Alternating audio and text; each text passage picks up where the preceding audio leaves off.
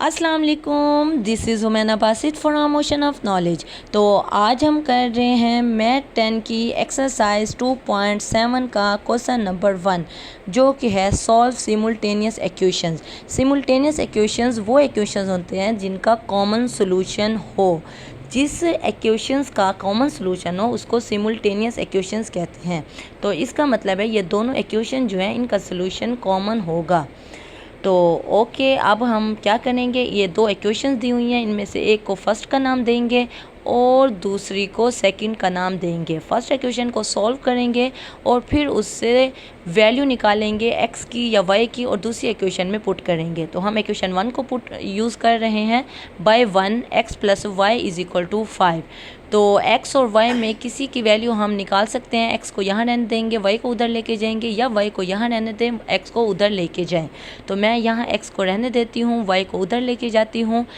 तो फिर हम इक्वेशन 2 में पुट कर देंगे। जब हम इक्वेशन 2 में पुट करेंगे तो हमारे पास x और y की वैल्यू निकल आएगी। हमारा मकसद भी ये है कि हम x और y की वैल्यू को निकालें।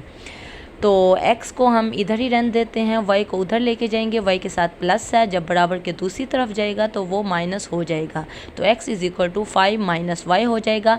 अब x को हमने पुट करना है इक्वेशन 2 में। जहाँ हमें x नज़र आएगा इक्वेशन 2 में, हम उसकी जगह पे 5 माइनस वाई पुट कर देंगे। तो ये हम लिख लेते हैं पुट इन इक्वेशन 2, यानी x की वैल्यू हम इक्वेशन 2 में पुट कर रहे हैं। तो x स्क्वायर है, x की जगह पे हम पुट करेंगे 5 माइनस वाई का स्क्वायर, फिर minus 2y minus 14 minus 2y फिर माइनस 14 इज इक्वल टू 0। तो बस अब यहाँ हम फार्मूला लगाएंगे a माइनस बी के होल स्क्वायर वाला। फार्मूला क्या है, a माइनस बी का whole square is equal to a square plus b square minus 2ab।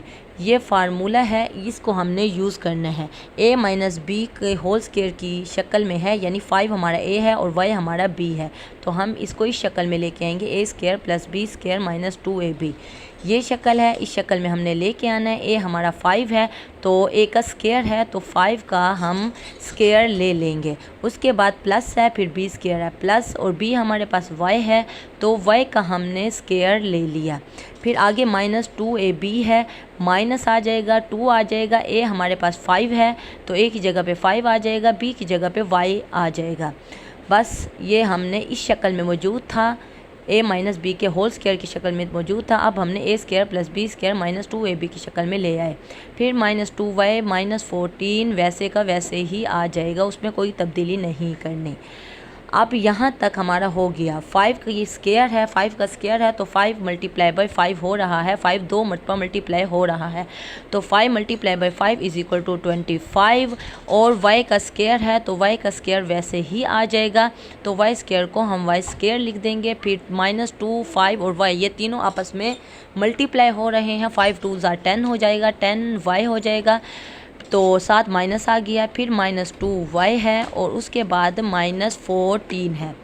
तो ये सारा कुछ हमने लिख लिया। Y square is equal to 0 भी लगा दें। उसके बाद देखें वाई स्क्वायर को सबसे पहले हम लिख लेते हैं, उसके बाद माइनस 10y है और माइनस 2y है। तो माइनस 10y माइनस 2y दोनों के साथ माइनस का साइन है, तो हम क्या करेंगे, हम प्लस करेंगे जब सेम साइन हो, और साइन हमेशा बड़ी वैल्यू वाला आता है। तो 10y के साथ भी माइनस है, 2y के साथ भी माइनस है, तो अब हम क्या करेंगे, minus 10y minus 2y is equal to minus 12y। तो हम क्या आ जाएगा, माइनस 12y। तो साइन हमेशा बड़ी वैल्यू वाला आता है, 10y के साथ माइनस है तो साथ हम माइनस लगाएंगे, तो माइनस 12y हो गया, y स्क्वायर माइनस 12y हो गया। उसके बाद 25 है और माइनस 14 है, 25 के साथ प्लस का साइन है, जब कोई साइन नज़र नहीं आ रहा होता तो वो 20 प्लस का टाइम साइन होता है। 25 माइनस 14, 25 में से 14 जाएगा तो हम लिख लेंगे 25 में से 14 जाएगा तो ये आ जाएगा माइनस 11। तो वाई स्क्वायर माइनस 12y और क्या आ जाएगा, प्लस 11। क्यों, क्योंकि 25 के साथ प्लस का साइन है और 14 के साथ माइनस का साइन है, तो हम प्लस लगाएंगे क्योंकि साइन हमेशा बड़ी वैल्यू वाला आता है। अब ये जो कुछ है ये मैं ऊपर लिख लेती हूँ। तो ये क्या है, वाई स्क्वायर माइनस हमारे पास 12y plus 11 is equal to 0। अब हमारे पास क्वाड्रेटिक इक्वेशन बन गई है। ये क्यों क्वाड्रेटिक है? क्योंकि y की पावर 2 है ज़्यादा से ज़्यादा, उसके बाद y की पावर 1 है, फिर कांस्टेंट टर्म है। जहाँ y की पावर 2 हो तो उसको क्वाड्रेटिक इक्वेशन कहते हैं। ये हमारे पास 3 टर्म्स बन गई। जब 3 टर्म्स बन जाती हैं तो हम क्या करते हैं? हम फैक्टराइज करते हैं। फैक्टराइज कैसे करते हैं? हमने पहली और आखिरी वैल्यू को वैसे ही लिख लेना होता है। देखें, वाई स्क्वायर पहली वैल्यू है और 11 आखिरी वैल्यू है। वाई स्क्वायर को भी एज इट इज़ लिख लेंगे और 11 को भी एज इट इज़ लिख लेंगे। इज इक्वल टू 0 आ गया। उसके बाद -12y।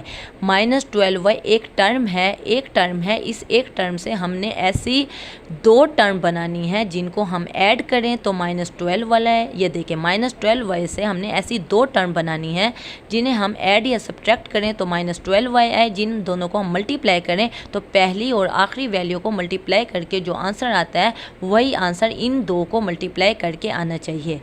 तो 2 वैल्यूज़ बनानी है, 2 टर्म्स बनाने हैं। तो मैं यह साइड पे लिख लेती हूँ। ये 5 को जैसे हम लिख सकते हैं 3 + 2। देखें, एक टर्म से हमने 2 टर्म्स बनाई।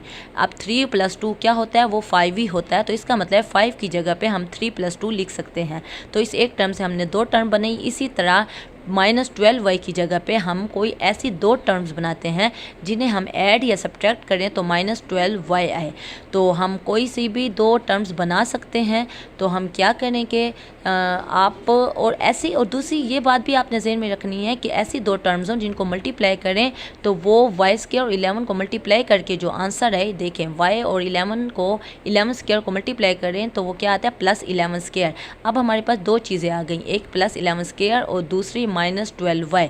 अब हमने -12y से ऐसी 2 टर्म्स बनानी है जिन्हें हम ऐड करें तो -12y आए, जिन्हें हम मल्टीप्लाई करें तो +11y स्क्वायर आए। तो देखिए, -11y -1y अगर हम लिख लें तो इन दोनों को सब ऐड करेंगे तो वो -12y आएगा।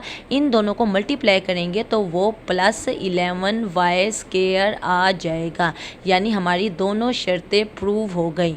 इन दोनों को ऐड करें, मल्टीप्लाई करें तो 11y स्क्वायर आता है। इन दोनों को ऐड करें तो -12y आता है। तो इसका मतलब है हमने -12y से जो 2 टर्म्स बनाई हैं वो बिल्कुल ठीक बनाई हैं।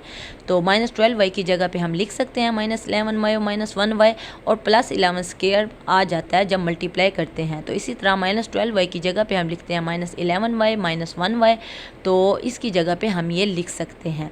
और ये 2 टर्म हमने बिल्कुल ठीक बनाई हैं क्योंकि इनको ऐड करने से -12y आता है, को मल्टीप्लाई करें तो वही आंसर आता है जो पहली और आखिरी वैल्यू को मल्टीप्लाई करके आता है, यानी +11y स्क्वायर। तो यहाँ तक हो गया। इसका मतलब है हमने 2 टर्म बिल्कुल ठीक बनाई है। आगे हमने इन 2 टर्म्स में देखना होता है क्या चीज़ कॉमन है। वाई स्क्वायर -11y में क्या कॉमन है? तो y कॉमन है। y हमने कॉमन ले लिया, एक y चला गया, बाकी एक y बच गया, फिर माइनस आ गया, y चला गया, बाकी 11 बच गया। अब अगली 2 टर्म्स में देखेंगे कि क्या कॉमन है, क्योंकि कुछ नज़र नहीं आ रहा। जब कुछ नज़र ना आ रहा हो तो हम 1 को कॉमन ले लेते हैं। तो माइनस शुरू में है तो -1 को हम कॉमन ले लेते हैं। तो -1 लिख देते हैं। आगे क्या आ जाएगा? y आ जाएगा। माइनस क्योंकि कॉमन लिया है तो जब माइनस कॉमन लेते हैं अंदर वाले साइन तब्दील हो जाते हैं। यहाँ 1y के साथ माइनस था, माइनस कॉमन लिया तो यहाँ प्लस आ गया, और 11 के साथ प्लस है तो यहाँ माइनस आ जाएगा। तो ये -11 आ जाएगा इज इक्वल टू 0। जब भी देखना हो कि हमने फैक्टराइज को ठीक किया है या नहीं किया तो हमें ये देखना होता है कि जो हमने फैक्टर बनना है y -11 ये ठीक बनना है। देखें, y -11 दोनों सेम फैक्टर बने हैं तो इसका मतलब है हमने फैक्टराइज बिल्कुल ठीक किया है। y -11, तो y -11 को फिर हम कॉमन ले लेंगे तो y -11 ये पूरा फैक्टर कॉमन आ रहा है तो y -11 को हम कॉमन ले लेंगे। तो हम क्या करते हैं, y -11 को कॉमन लेते हैं क्योंकि पहली टर्म में देखें, पहली टर्म में y और दूसरी y -1, यानी ये भी y -1 है और ये भी y -11 है, सॉरी y -11। तो y -11 और बाकी जो बच गया y -1 इनको हम अलग फैक्टर में लिख देंगे, y -1 इज इक्वल टू 0। अब ये 2 फैक्टर आ गए। अब 2 फैक्टर मल्टीप्लाई हो रहे हैं और आंसर 0 आ रहा है तो इसका मतलब है इन दोनों फैक्टर में कोई एक फैक्टर ऐसा है जो 0 के बराबर है। क्योंकि जब भी आंसर 0 आना चाहिए 2 फैक्टर को 2 वैल्यूज़ को मल्टीप्लाई करने से, तो इसका मतलब है कि एक वैल्यू 0 है। देखिए 5 को हमने 0 से मल्टीप्लाई किया तो आंसर 0 आया। इसका मतलब है कि इन दोनों फैक्टर में से, इन दोनों वैल्यूज़ में से एक वैल्यू ऐसी है जो 0 के बराबर है। तो पहले हम एक फैक्टर को 0 के बराबर करते हैं, फिर दूसरे फैक्टर को 0 के बराबर करते हैं। तो y माइनस 11 को पहले हम 0 के बराबर कर देते हैं, तो y माइनस 11 उधर जाएगा तो वो प्लस 11 हो जाएगा। इसी तरह y माइनस 1 है इज इक्वल टू 0 है, -1 बराबर के उस तरफ जाएगा तो y इज इक्वल टू +1 हो जाएगा। अब ये y की दो वैल्यूज़ निकलें, एक 11 और एक +1, ये दो वैल्यूज़ निकल आई। अब हम इक्वेशन 1 में इसको पुट करेंगे तो हम लिखेंगे बाय 1 जो कि है x plus y is equal to 5। तो y की जगह पे हम 11 पुट करते हैं, तो x प्लस वाई की जगह पे हम 11 पुट कर देते हैं। x plus 11 is equal to 5, plus 11 उधर जाएगा, ये गलती से मैंने लिख दी है, हाँ x फिर इज इक्वल टू 5, 11 उधर जाएगा तो माइनस हो जाएगा, x is equal to 5 minus 11 जो कि -6 आ जाएगा। अब x की वैल्यू निकल आई जो कि -6 है। इसी तरह y is equal to 1 put करेंगे इक्वेशन 1 में, तो x प्लस y है तो x plus 1 is equal to 5 हो जाएगा। 1 उधर जाएगा बराबर के दूसरी तरफ तो वो 5 माइनस 1 हो जाएगा, तो x इज इक्वल टू 4 हो जाएगा।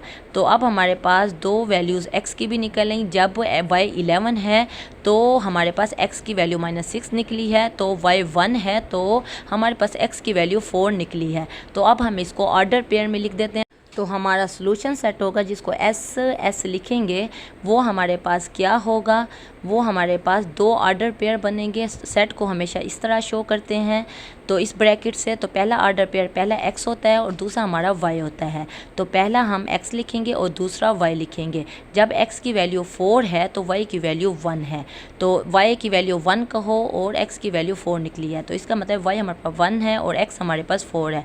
तो पहली वैल्यू x हो गई, दूसरी वैल्यू y हो गई। दूसरा जो ऑर्डर पेयर बनेगा x -6 है और y 11 है, तो पहला x होता है और दूसरा y होता है। तो ये हमारा सोल्यूशन सेट है, आंसर है क्वेश्चन नंबर 1 का। तो कोई कन्फ्यूजन हो, कोई मसला हो, कोई बात समझ ना आई हो, आप नीचे कमेंट में पूछना, मैं इंशाल्लाह कमेंट बॉक्स में उसका डेफिनेटली जवाब दे दूँगी। तो अगर आप मेरे चैनल पे नए हैं तो प्लीज़ मेरे चैनल को ज़रूर सब्सक्राइब करें, और अगर आपको मेरी वीडियो थोड़ी सी भी इंफॉर्मेटिव लगी है तो मेरी वीडियो को ज़रूर लाइक करें। तो फिर मिलेंगे नए लेक्चर के साथ। अल्लाह हाफिज़।